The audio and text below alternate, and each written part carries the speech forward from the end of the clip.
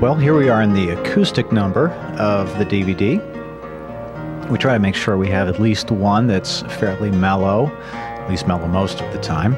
And acoustic, no electronic parts, no lasers and flashing lights and all that stuff that I tend to gravitate towards a little bit. And this is more serene and peaceful and less science fiction, but still a little bit out there.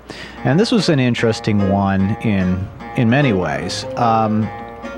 Often our pieces start, and I have a very clear idea of the instrumentation. I have a sense of the music, and other times less so. And this is one of those cases where I actually didn't know musically where it was going.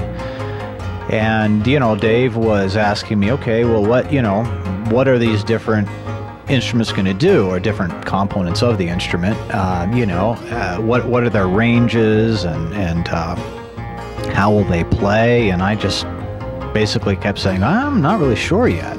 Just make it weird, make it interesting and different, all kinds of strange angles. And I directed this one from a much more abstract and less specific way, and he put a lot of his own design into it, and actually what we did is ended up letting that be sort of a constraint for the music, rather than designing the instrument to play a certain piece of music. It ended up being, at the end, well, here's this instrument. Now I got to figure out how to write some music for it.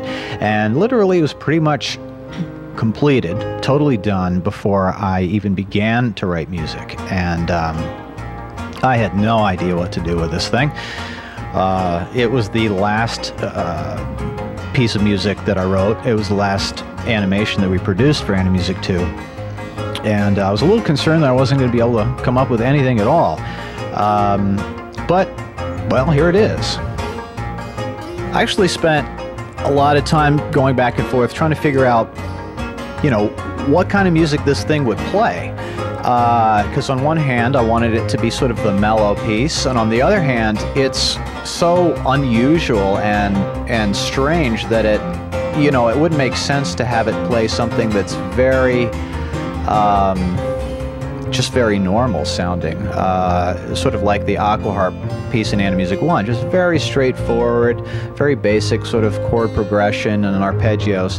This thing is kind of a little bit wacky, so I decided it had to have some parts, for example, this part that's just a little bit out there, a little bit strange, and yet also have some parts that were very kind of straightforward, mellow arpeggios, melodies, and stuff like that.